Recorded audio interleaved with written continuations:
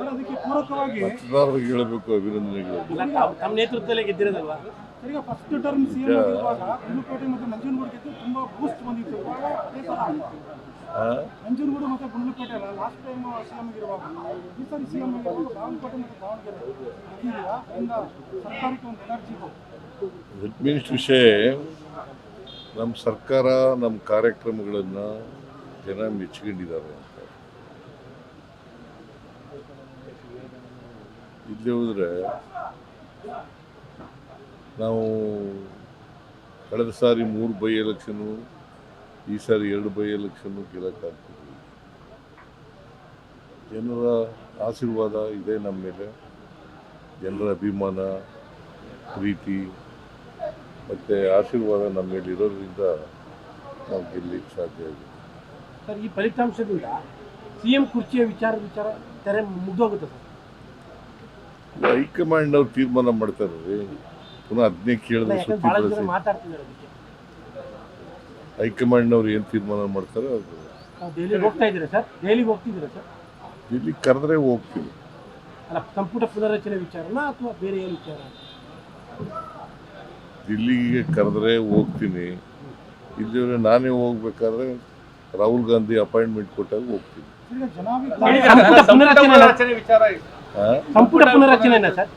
ಸಂಪುಟ ಪುನರಚನೆ ವಿಚಾರವಾಗಿ ಮಾತುಕತೆ ಕೇಳಬರ್ತಲ್ಲ, ಆ ವಿಚಾರವಾಗಿ ಚರ್ಚೆಗೆ ನಾವು ಹೋಗ್ತೀರಾ?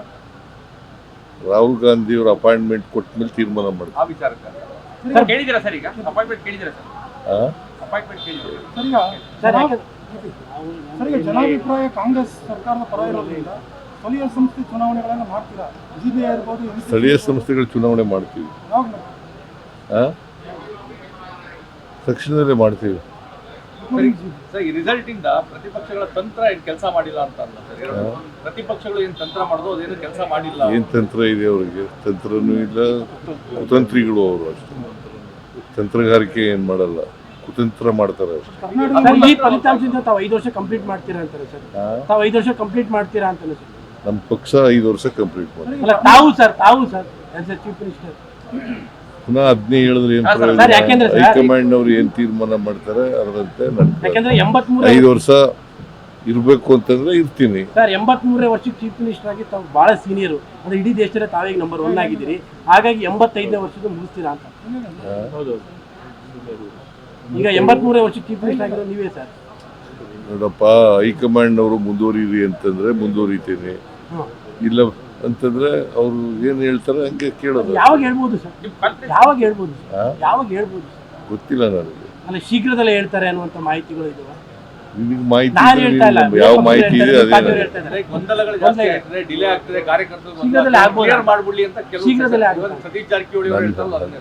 ಸತೀಶ್ ಜಾರಕಿಹೊಳಿ ಬೇಗ ಕ್ಲಿಯರ್ ಮಾಡಬೇಕು ಹೈಕಮಾಂಡ್, ಏನೋ ಒಂದು ಹೇಳಿ ಅವ್ರ ಅಭಿಪ್ರಾಯ ಹೇಳಿದ್ದಾರೆ. ಅದು ಆಗುತ್ತಾ ಅಂತ ಸರ್?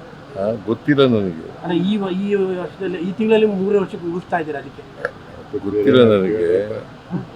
ಹೈಕಮಾಂಡ್ ಅವರು ಯಾವತ್ತು ಏನು ತೀರ್ಮಾನ ತಗೋತಾರೆ ಅದು. ನಿರ್ಭೀತ, ನಿಷ್ಪಕ್ಷಪಾತ, ವಿಶ್ವಾಸಾರ್ಹ ಸುದ್ದಿಗಳಿಗೆ ಮತ್ತೊಂದು ಹೆಸರಾಗಿರೋ ನ್ಯೂಸ್ 18 ಕನ್ನಡ ಈಗ ಆಪ್ನಲ್ಲೂ ಲಭ್ಯ ಇದೆ. ದಯವಿಟ್ಟು ಇಲ್ಲಿರೋ QR ಕೋಡ್ ಅನ್ನ ಸ್ಕ್ಯಾನ್ ಮಾಡಿಕೊಂಡು ಆಪ್ ಡೌನ್ಲೋಡ್ ಮಾಡೋದಕ್ಕೆ ಮರಿಬೇಡಿ. ನಿಮ್ಮ ಬೆಂಬಲ ಹೀಗೆ ಸದಾ ನಮ್ಮೊಂದಿಗಿರಲಿ. ಧನ್ಯವಾದ.